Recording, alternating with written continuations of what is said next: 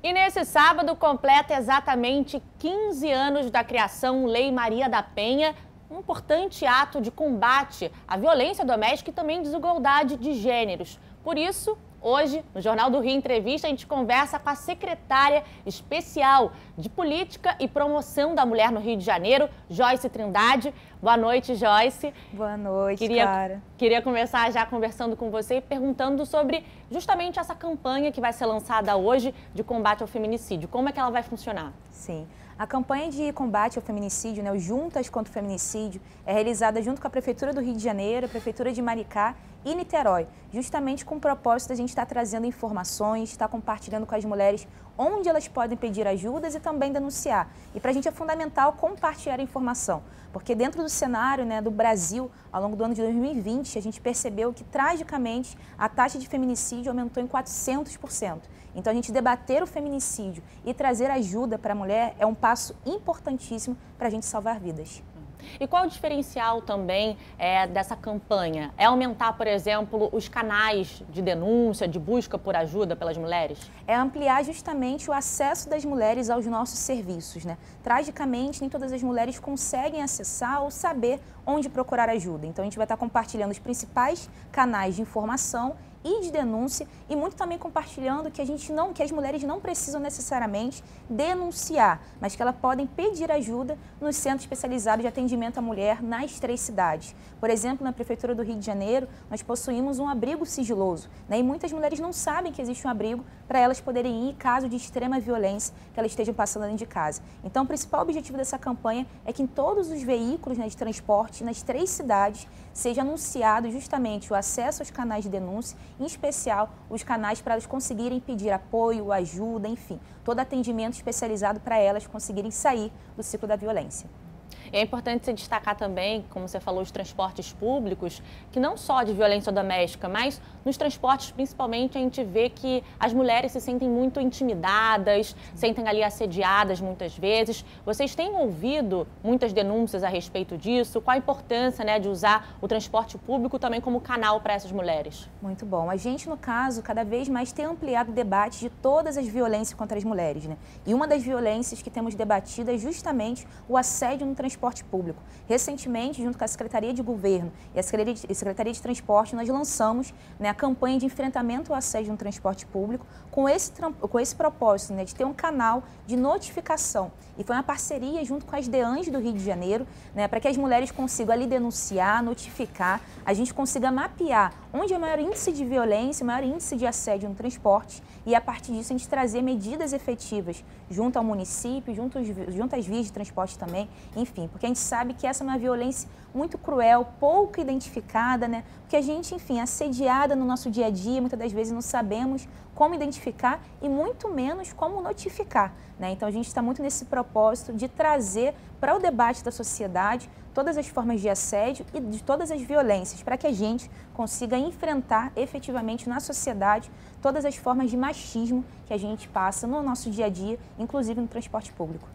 E além do transporte público, tem outros locais ou, por exemplo, bairros que vocês recebem mais denúncias, tem mais incidência de tipos de violência contra a mulher? Muito bom. A gente, no caso, tem o mapa da mulher carioca, que é um mapa para a gente identificar quais são as vulnerabilidades e também potências das mulheres na nossa cidade. Eu acho que é importante reforçar que a população carioca é representada por 54% de mulheres. Então, no caso, a gente está identificando justamente onde estão as mulheres e quais são os índices de violência pela cidade. E a gente identifica que Zona Oeste e Zona Norte, o índice de violência é muito mais agravado em comparação com outras regiões, em especial a região ali de Campo Grande, a região de Acari, Enfim, todos esses bairros a gente percebe que o índice de desenvolvimento humano, como também o índice de violência, é muito agravado. Então, a gente está justamente levando nossos serviços para essas regiões a partir desse mapa da violência e trazendo justamente medidas efetivas para enfrentar, a partir de oficinas, a partir de rodas de conversa, atendimento especializado, junto com as nossas técnicas. Então, um trabalho bem baseado em informação, baseado em evidência, para assim trazer políticas públicas efetivas para nossas mulheres.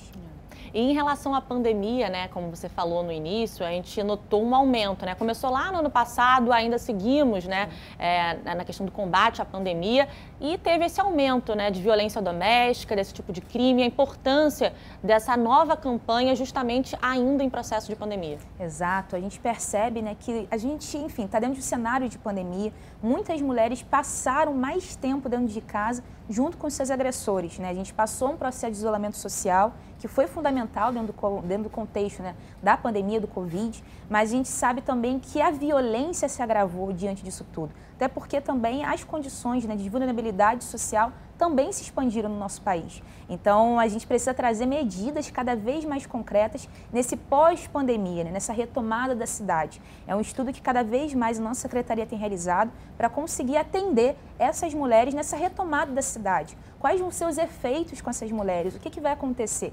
Né? A gente percebe também que o índice de violência provavelmente também deve aumentar, muito por entender que elas vão conseguir estar com mais acesso à rua, né? Então, com isso, conseguir acessar, por exemplo, as delegacias das mulheres, conseguir acessar outros serviços para pedir ajuda e socorro. Então, esse índice deve ter uma ampliação ainda maior. Mas percebemos que nos centros especializados de atendimento à mulher, que a mulher não precisa denunciar, eu acho que é importante reforçar isso, que ela vai ter justamente o acesso ao acompanhamento psicológico, jurídico, de assistente social. Ao longo do período da pandemia, os nossos atendimentos triplicaram. Então, a gente percebe o quê? Que não necessariamente o índice da denúncia aumentou, mas a busca por ajuda triplicou aqui no Rio de Janeiro durante o processo dessa pandemia do isolamento social.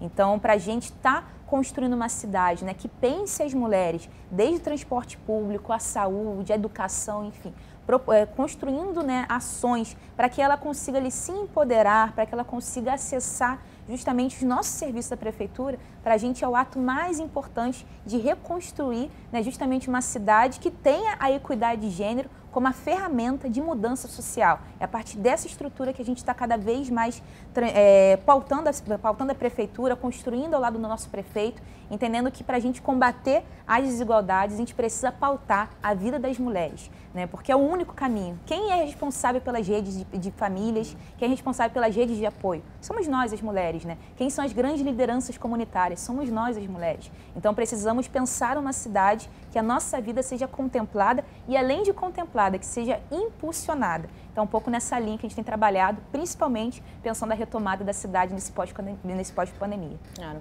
E é um assunto sério, importante, mas que às vezes, infelizmente, tem algumas regiões aqui na cidade do Rio que a informação não chega. Então, de uma forma prática, uma mulher que sofre violência doméstica, qual o caminho que ela deve fazer para denunciar esse caso? É algum canal da prefeitura? É algum canal da secretaria? É procurar uma DEAN? Qual seria esse caminho? São alguns caminhos, porque a gente sabe que tem vários perfis também de violência e também de território, né? A gente entende que o principal caminho, né, de notificação é 180, né, que é a Central de Atendimento à Mulher. Ali a mulher consegue justamente acessar os outros serviços. Aqui na Prefeitura do Rio de Janeiro, a gente tem utilizado muito 1746, né, que é esse canal da Prefeitura de participação cidadã, de acesso à Prefeitura. É muito importante ressaltar, porque é um canal que tem acesso a partir do WhatsApp, né, de outras plataformas, de aplicativo. Então, a gente consegue democratizar que todas as mulheres consigam nos acessar, a partir de telefone também, enfim.